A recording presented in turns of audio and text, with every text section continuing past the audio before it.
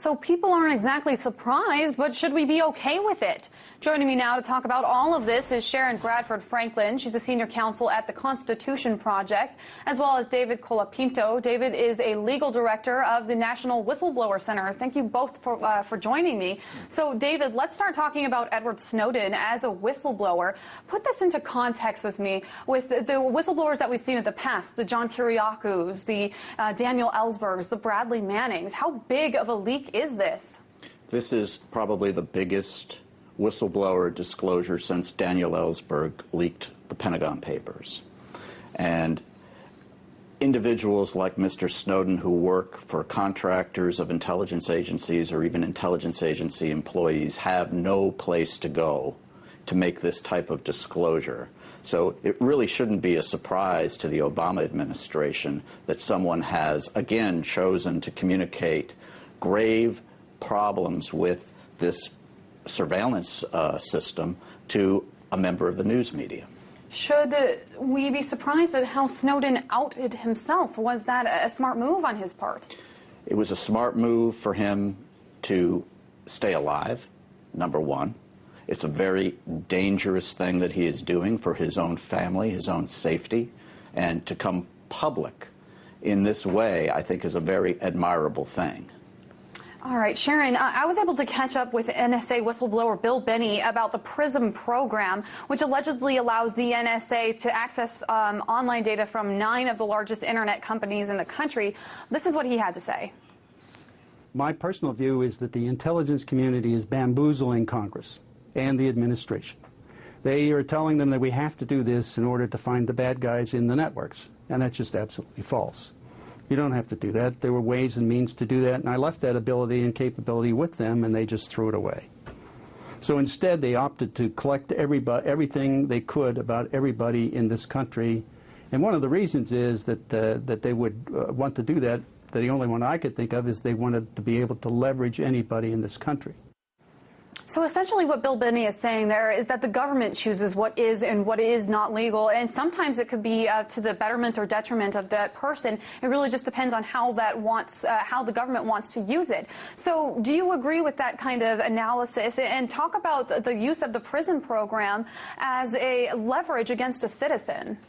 Well, the PRISM program has been linked to the FISA Amendments Act. That's the authority the government is citing. And we already knew with the passage of that act that the standards for the government collecting all sorts of information about communications are fairly low. They are supposed to be targeting foreigners located abroad, so people who don't have Fourth Amendment rights. But they can collect communications even if it's reasonably likely that an American is on the other end of that communication. And what's particularly troubling, or one of the items that's particularly troubling with this disclosure about the PRISM program, is the standard they're applying is just a 51% likelihood that the targets are actually foreigners located abroad. That's not a very high standard. And that's something that Bill Binney brought up again. So let's talk about this. First of all, NSA spokesperson Judith Emmel told The Guardian that the NSA can't identify the people communicating by using their metadata, and that is something that Bill Binney laughed at. So take a listen to this.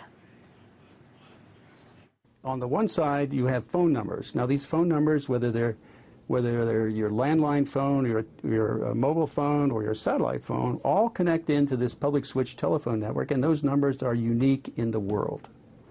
And you're talking about switches that are routing these communications from one point in the earth to another. And they have to know exactly where to send it. So you know exactly where it went and exactly where it's coming from. So there's no question that you shouldn't have a fairly 99.999% accuracy on identifying that. So you pointed out holes in that 51% accuracy. He pointed out holes in that 51% accuracy. Talk about being able to identify people. Well, this is something that various senators like Senator Wyden and Udall have been asking the government to do for some time now. They're saying, we know there's a possibility you can intercept communications under the FISA Amendment Act that have Americans on one end. Tell us how often this is happening so we can make sure to incorporate safeguards. And the Director of National Intelligence has said, we don't have a way of estimating that.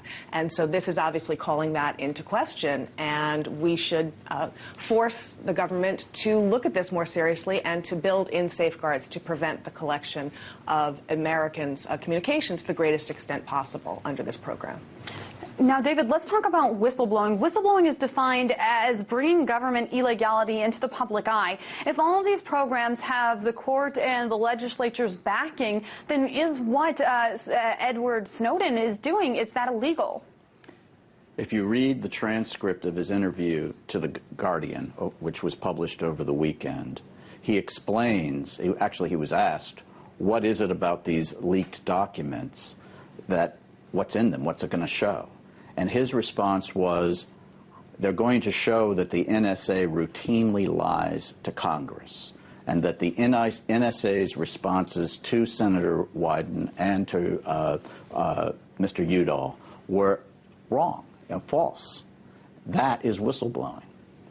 Now, Sharon, piggybacking off of what we just heard, then Senator Barack Obama, back in 2007, talked about warrantless wiretapping. Let's take a listen to what he had to say. I will provide our intelligence and law enforcement agencies with the tools they need to track and take out the terrorists without undermining our Constitution and our freedom. That means no more illegal wiretapping of American citizens. No more national security letters to spy on citizens who are not suspected of a crime.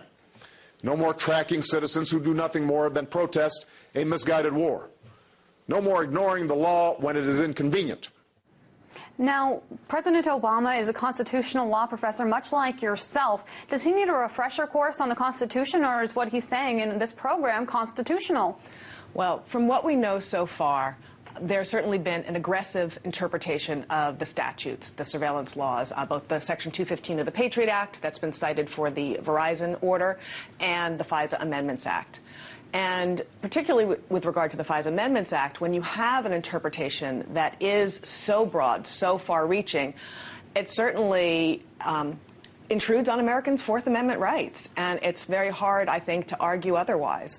And under Section 215 of the Patriot Act, the Verizon order program, it's hard to see how the surveillance that they're doing, collecting these phone records on millions of Americans, is relevant to a counterterrorism investigation. That's this relaxed standard under Section 215. So it's stretching the statutory language, and it is threatening constitutional rights as well. And finally, David, what's next for Edward Snowden?